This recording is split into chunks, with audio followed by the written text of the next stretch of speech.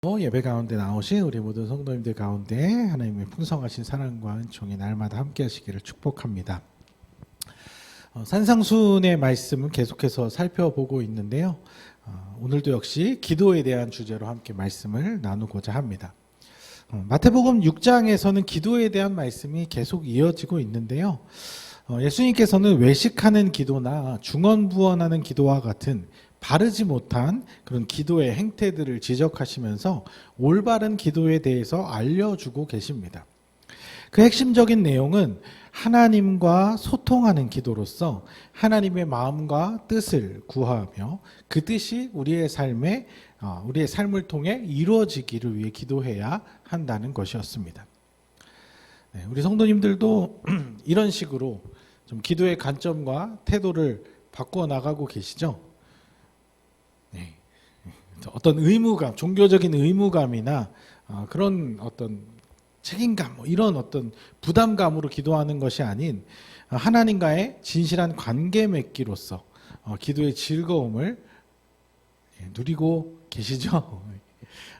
그렇게 우리가 그런 기도의 모습들을 쌓아가다 보면 우리의 신앙도 깊어갈 뿐만 아니라 우리의 삶도 더욱 하나님께서 주시는 은혜의 풍성함으로 나아가게 될 줄 믿습니다. 오늘 본문은 기도에 대한 그 관점을 지금 살펴보면 그 관점을 바탕으로 크게 두 가지의 주제를 더 다루고 있는데요.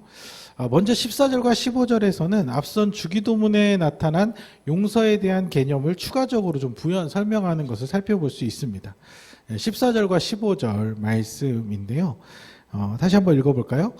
너희가 사람의 잘못을 용서하면 너희 하늘 아버지께서도 너희 잘못을 용서하시려니와 너희가 사람의 잘못을 용서하지 아니하면 너희 아버지께서도 너희 잘못을 용서하지 아니하시리라. 네. 이는 앞선 12절의 말씀과 연관이 되어 있습니다. 12절도 읽어보겠습니다. 우리가 우리에게 죄 지은 자를 사하여 준 것 같이 우리 죄를 사하여 주시옵고. 자, 이 말씀은 지난 시간에도 잠깐 언급했듯이 문장의 표현 자체로만 이해를 하면 굉장히 큰 오해의 소지를 가져올 수 있습니다. 왜냐하면 이 부분만 딱 떼어놓고 생각하면 용서는 어떤 조건이고 어떤 대가인 것처럼 보이기 때문입니다. 우리가 누군가를 용서했기 때문에 그 근거로 하나님이 나를 용서해 주신다, 이렇게 해석할 수 있는 것이죠. 그런데 이런 행위 보상의 구조는 신약성경 전체의 은혜 신학과 충돌합니다. 에베소서 2장 8절 말씀 함께 읽어보겠습니다.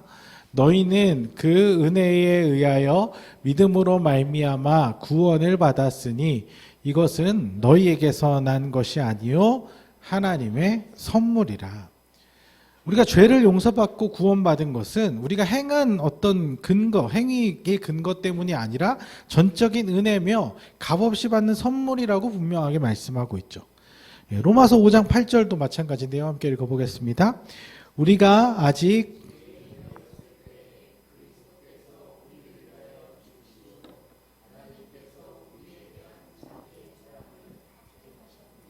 아멘. 이 말씀 역시 우리가 아직 죄인의 상태에 머물러 있을 때 먼저 하나님께서 우리를 사랑으로 용서한 것이지 우리의 어떤 공로로 인해서 우리가 용서받을 수 있었던 것은 아니라고 이야기합니다. 그런데 예수님은 왜 이렇게 이야기를 하셨을까요? 그것은 우리가 앞에서도 살펴보았듯이 예수님께서 지금 강조하고 싶었던 포인트가 있었기 때문에 조금은 지나친 과장법을 써서라도 우리의 생각을 좀 전환시켜 주시기 위해서 이렇게 표현한 것으로 볼 수 있습니다. 그러니까 이 말씀은 지금 구원과 용서에 대한 어떤 신학적 논리를 설명하려고 하는 부분이 아니라 용서하는 삶이 얼마나 중요한지에 대한 강조의 포인트가 있다는 것이죠. 즉 우리가 하나님께 용서받는 것과 우리 삶 속에서 누군가를 용서하는 일이 결코 따로 분리된 개념이 아니라 아주 밀접하게 연관되어 있다는 것을 말하고 있는 것입니다.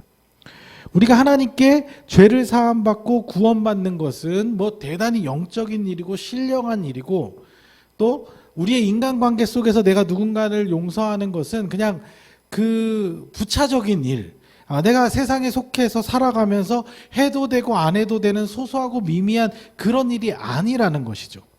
이 영적인 것과 육적인 것이 마치 다른 영역의 일인 것처럼 여기면서 그중에서 영적인 일에만 더 집중하는 그런 신앙 행태에 대해서 그것이 잘못된 생각임을 지적하려고 예수님이 이렇게 말씀하신 것입니다. 왜냐? 그 당시 종교 지도자들의 행태가 그러했기 때문입니다.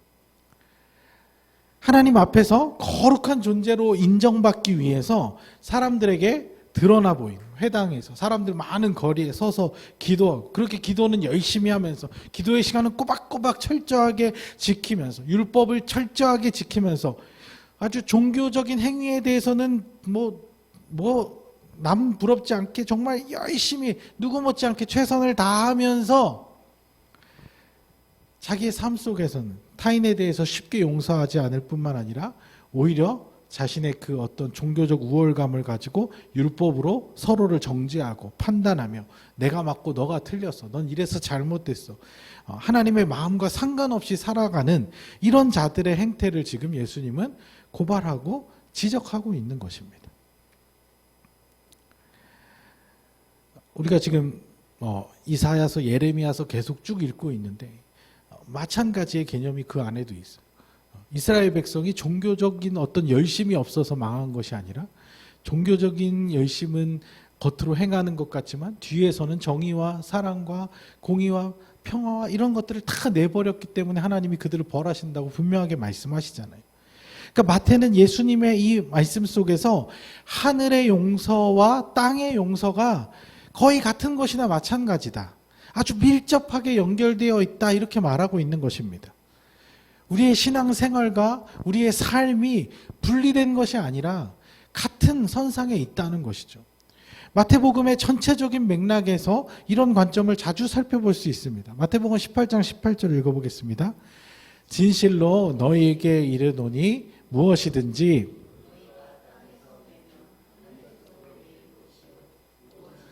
땅에서 풀면 하늘에서도 풀리리라. 그러니까 우리가 하나님께 받은 용서와 우리가 인간관계 안에서 베풀어야 할 용서가 같은 원리 안에 있다는 것을 말해주는 거예요. 그래서 너희는 먼저 내가 베푼 죄사함의 은혜를 온전히 누리며, 그러면 그 은혜를 온전히 이해하면, 그 사랑을 더 깊이 이해하면 할수록 너희도 누군가를 품고 용서할 수 있는 마음이 생기고 당연히 그렇게 하게 된다. 그것이 같은 것이다. 넉넉하고 하나님께서 주신 그 사랑으로 말미암아, 용서로 말미암아 넉넉하고 여유로운 그 하나님의 마음을 우리도 품을 수 있게 된다, 이런 의미인 거죠. 아니 예수님도 부활하시고 나서 베드로한테 할 말이 없으셨을까요? 베드로한테 서운한 게 없으셨을까요? 한마디 해주고 넘어갈 수 있었겠죠. 요즘 말로 할만하 아니라고 하죠. 근데 예수님 제자들도 마찬가지, 제자들 그렇게 계속 이렇게 따라다녔던 제자들 안 보고 싶었을 것 같아요. 근데 다시 또 봤잖아요.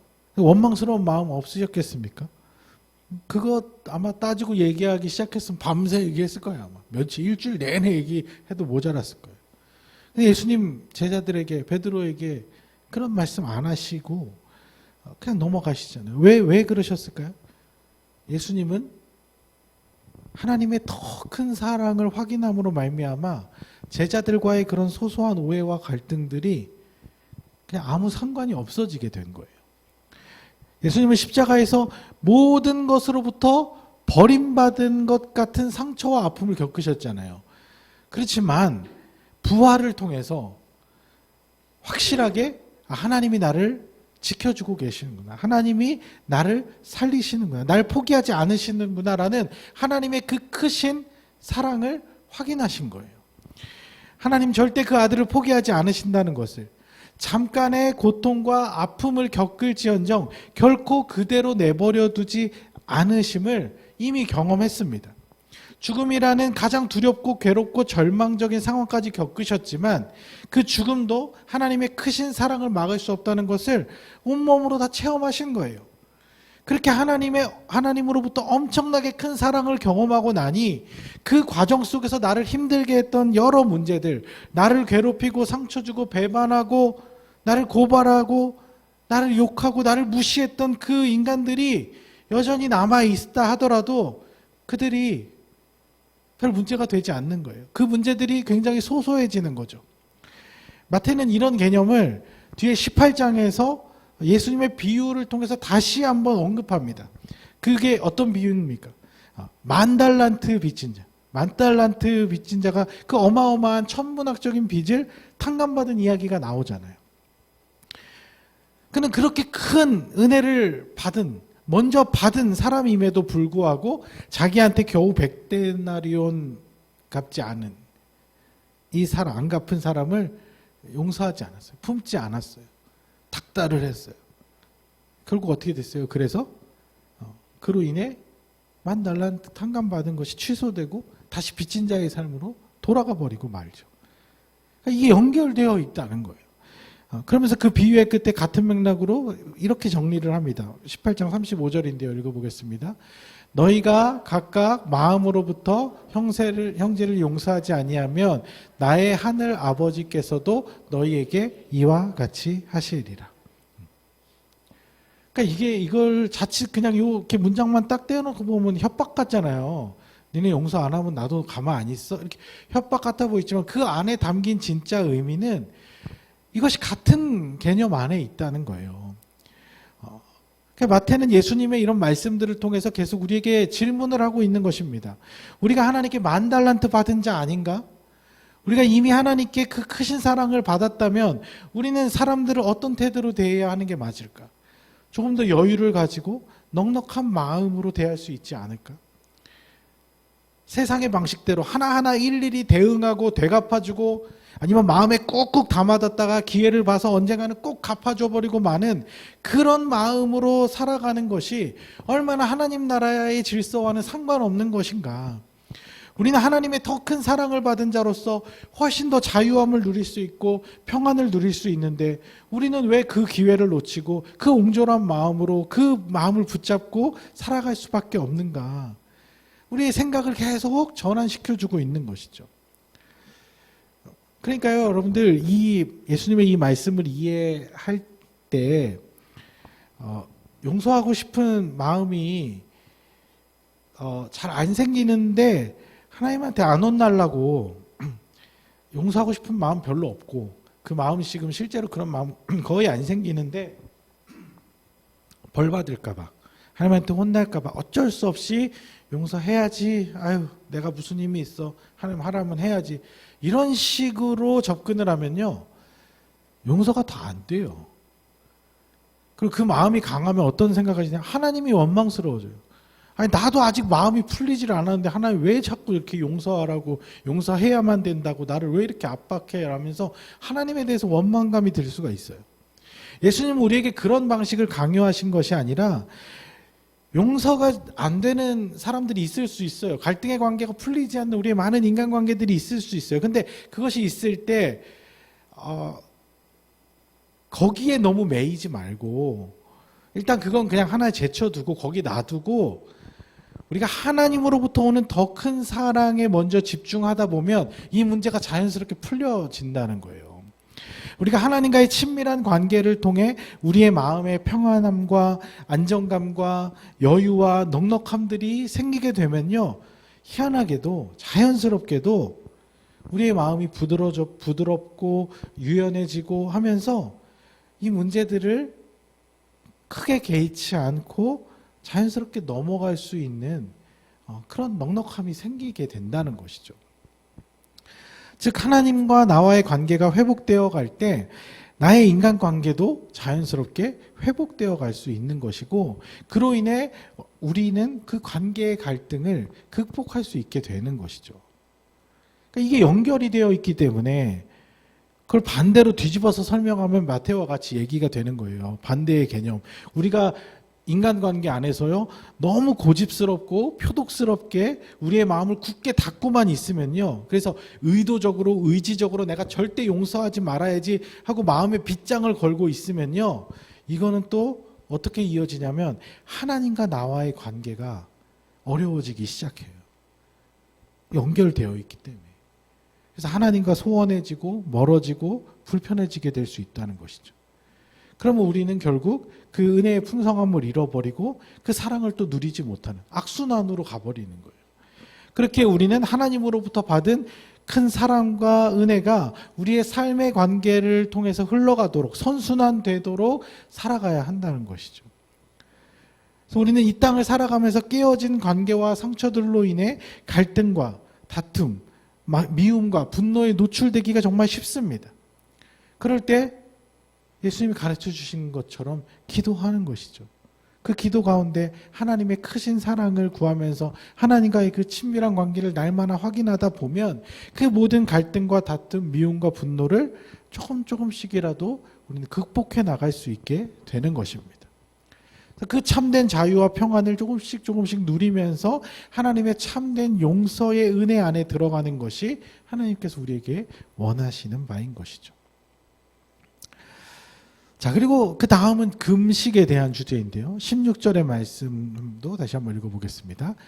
금식할 때에 너희는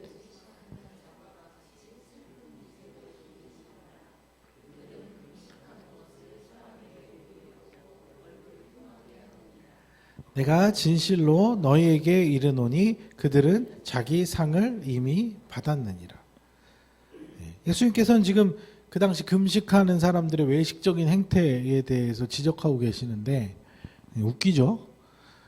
뭐 얼굴을 어떻게 여기다 뭘 좀 이렇게 흙을 좀 바르고 아니면 일부러 퀭하게 보이려고 하는 건지 모르겠는데 왜 이렇게 사람들에게 드러내고 사람들한테 나 금식해 이런 왜 이렇게 나타내려고 하는 걸까요? 금식할 거면 그냥 조용히 하면 되지. 왜 사람에게 드러내 보이려고 자신을 드러내고 싶어 할까요? 금식이 뭐라고? 뭐 이렇게 대단한 일이라고? 이것은 기도에 대한 관점이 잘못된 것처럼 금식에 대한 개념도 좀 잘못되었기 때문에 그래요. 금식에 대한 잘못된 인식이 크게 두 가지가 있는데 한 가지는 어떤 고행이나 이런 것들을 통해서 어떤 자신의 거룩함을 드러내기 위한 수단 같이 생각하는 것이고 또 다른 한 가지는 어떤 그런 단식 투쟁 같이 기도의 절실함을 표현하기 위한 결심, 결단 뭐 이렇게 생각하는 것입니다.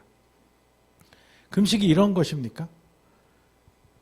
사람들 앞에 거룩해 보이려고 거룩함을 위해서 아니면 내 어떤 간절한 소원을 막 따내기 위해서 그런 건가요? 금식은 그런 게 아니에요. 하나님께 때를 쓰려고 하는 것도 아니고 내 종교적 우월감을 드러내기 위해 거룩한 척을 하는 것도 아닙니다. 금식은 기도와 같은 연결선상, 기도와 마찬가지로 하나님의 뜻, 하나님의 계획, 하나님의 마음을 우리가 더 확실하게 이해하기 위해서 인간의 가장 근본적이고 기본적인 그런 본능적인 욕구들을 의지적으로 스스로 내려놓는 거예요. 그러니까 잘 들어보세요. 기도는 하나님과 소통하는 거라고 했잖아요. 하나님과 대화하며 하나님과 관계 맺기라고 했잖아요. 그런데 우리가 기도를 하다 보면요, 나도 모르는 사이에 이 하나님과의 대화가 잘 안 될 때가 있어요. 하나님과의 소통이 끊어지는 것 같이 느껴질 때가 있어요. 하나님 아무 말씀하시지 않는 것 같고 때로는 안 계시는 것 같고 도저히 느껴지지 않을 때가 있죠. 금식은요, 이런 것을 바로잡기 위해서 하는 거예요. 이렇게 하나님과의 소통이 끊기는 가장 큰 원인 중에 하나는 죄 때문인데요. 인간은 스스로가 자기의 죄를 발견할 길이 없습니다. 잘 인식을 하지 못해요.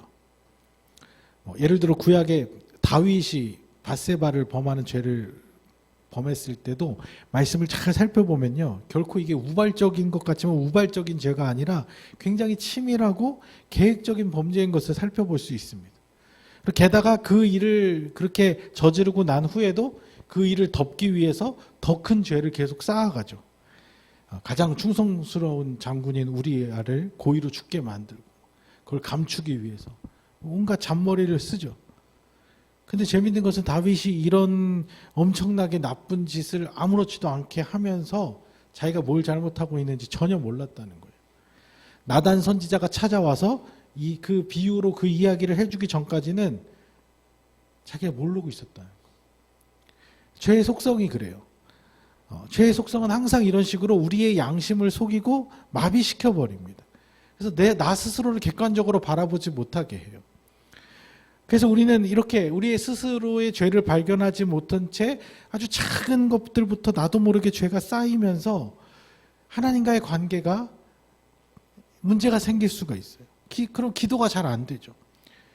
기도라는 행위를 하기는 하는데 하나님과 소통이 끊어져 버리고, 기도해도 뭔가 시원하지 않고 마음이 답답하고 그런 일들이 생기는 거죠. 이 끊어진 관계를 회복하기 위해서는 스스로 어떤 죄와 잘못을 돌아보고 찾아볼 수 있어야 되는데 우리는 본성은 그게 안 된다는 거예요. 그럴 때 가장 좋은 방법이 뭐냐? 바로 금식이라는 것이죠. 이사야 58장 6절의 말씀 같이 읽어보겠습니다. 내가 기뻐하는 금식은 흉악의 결박을 풀어주며 멍에의 줄을 끌어주며 압제당하는 자를 자유롭게 하며 모든 멍에를 꺾는 것이 아니겠느냐. 그러니까 금식이라는 행위를 통해서 우리의 가장 본능적인 어떤 결핍의 자리에 스스로 들어갈 때 우리가 스스로를 더 살피고 돌아보면서 죄를 깨닫는 은혜를 경험하게 되는 거예요. 그래서 흉악의 결박을 풀어내고 매인 것을 끊을 수가 있게 되는 것이죠. 이거는 내면적인 것에서도 마찬가지고 실제로 내 삶에서 죄와 연결돼서 내가 매여 있는 그런 모든 사건이나 상황들로부터도 그것을 끊어낼 수 있는 그런 은혜를 경험하게 된다는 거예요. 그렇게 하나님과의 관계를 회복하기 위해서 하는 거예요. 사람들한테 나 금식해라고 자랑하고 드러내는 것은요, 이상한 거예요. 나 지금 하나님이랑 별로 안 좋아. 티내는 거예요. 나 하나님이랑 지금 되게 별로야라고 자기 스스로 나타내는 거예요. 굉장히 어리석은 일인 것이죠. 사람들이 그렇게 하는 이유는 금식을 무슨 종교적인 업적 정도로 생각하니까 그러겠죠. 아니면 정치인들이 하는 것처럼 자신의 결기를 막 드러내고 주장하기 위해 하는 거죠. 근데 요즘 뭐 정치인들 사람들 앞에서 금식한다고 사람들 다 믿지도 않아요. 다 코웃음 치지. 얼마나 그게 어리석은 일인지 몰라요. 그러니까 금식은 이런 단식이나 고행 같은 것이 아니에요. 어떤 종교적 업적도 아니고 그저 하나님과의 관계, 진실한 관계를 회복하기 위한 그런 우리들의 간절한 반응일 뿐이라는 것이죠. 어떻게든 내가 하나님께 나아가기 위해서 몸부림치는 행위인 것이죠. 하나님과의 친밀한 그런 관계를 회복하기 위해서 이런 방법을 써서라도 내가 하나님께 간절히 매달린다. 이런 걸 표현인 것이죠. 그러니까 금식을 다른 누군가에게 보이기 위해서 드러낸다는 것 자체가 자기가 지금 하나님과 스스로 진실한 관계를 맺고 있지 않다는 것을 증명하는 거나 마찬가지예요. 여러분들 예를 들어서 조금 유명하거나 영향력 있는 사람과 친분이 있다는 것을 과시하고 드러내는 사람들 있잖아요. 나 누구를 알아. 나 누구랑 연락하는 사람. 나 전화번호도 있어. 막 이런 사람들 있죠. 근데 나중에 보면 그런 사람들 보면 나중에 별로 안 친해요. 왜 그런 말을 하는 걸까요? 보통 그렇게 과시하고 드러내는 사람일수록 잘 모르는 경우가 많아요. 오히려 정말 친한 관계면요, 숨깁니다. 드러내지 않아요. 말하지 않아요. 왜냐하면 그 사람과의 관계를 보호해주고 그 사람을 좀 지켜주기 위해서 알아도 좀 모른 척하고 그러는 게 그게 오히려 정상이에요. 그러니까 이렇게 내가 금식을 통해서 막 사람들 앞에 나 거룩해, 나 이런 금식도 하는 사람이야 라고 사람들한테 티를 낸다. 그건 자기가 지금 하나님과 별로 안 친하다는 증거라는 거죠. 내가 그 하나님이랑 친해지고는 싶은데, 친한 관계이고 싶은데 지금 그러지 않아서 그러는 거예요. 그래서 어떻게든 사람들한테 그래 보이고 싶어 하니까 그런 행동들이 나오는 것이죠. 사람들 앞에서 거룩함을 드러내 보이고 싶어 하는 사람이라면 말 그대로 자기는 지금 거룩해지고 싶은 마음은 있는데 실제로 그러지 않으니까 그렇게 된다는 거예요. 여러분들 신앙생활을 진실하게 하는 사람들은요, 그래서 하나님 안에서 거룩함을 유지하는 사람들은요, 절대 그걸 사람들 앞에 드러내지 않습니다. 은밀한 곳에서 하나님과의 그 깊은 관계를 누리며 조용한 곳에서 하나님과의 시간을 보내는 것을 좋아하죠. 좀 유치하잖아요, 그렇죠? 야, 나 기도 몇십 분 하는 사람이야. 막 이러고 왜 얘기하냐고 누가 물어봤어요. 나 기도 금식 1년에 뭐 몇 번씩 하는 사람이야. 나 성경 통독 몇십 번 한 사람이야. 근데 그렇게 성경을 모를 수 있나? 막 이런 생각이 들죠. 그러니까 여러분들 괜히 속지 마십시오. 겉으로 종교적 열심을 막 드러내는 사람일수록 그 내면이 비어 있을 확률이 더 많아요.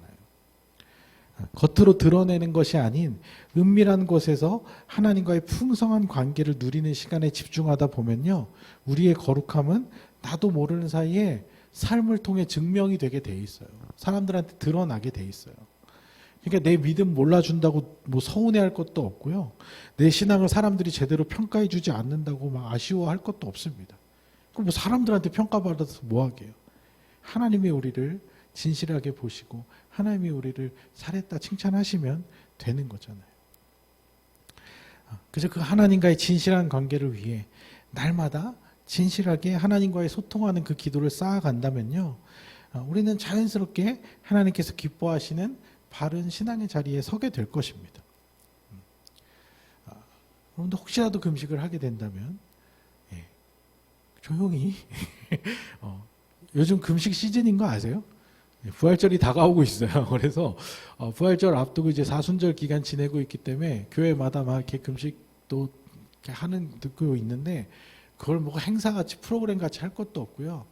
정말 이제 다음 달 다가오는 부활절 앞두고 하나님과 더 진실한 관계로 나아가고 싶다, 기도하고 싶은데 기도가 잘 안 되는 것 같다, 그럴 때 한번 해보셔도 괜찮아요. 네. 좀 제가 안 알아줄 거니까 서운해하지 마시고요. 그냥 하나님과의 관계 속에서 하시면 됩니다. 네, 오늘은 용서하는 삶과 금식에 대한 두 가지 주제 이렇게 함께 살펴봤는데요. 이걸 연결하면요, 핵심은 하나예요. 우리의 기도하는 내용이 곧 우리의 삶으로 연결되어야 한다는 것이죠. 교회 열심히 다니면서 아무도 용서하지 않는 사람, 이러면 안 되죠. 기도는 많이 한다고 하나님께 막 매달리는데 그걸 하나님과의 시간으로 보내지 않고 사람들 앞에서 막 드러내려고 한다. 진실하지 않은 것이죠. 여러분들 이번 한 주간도 진실한 기도의 시간을 한번 쌓아 보십시오.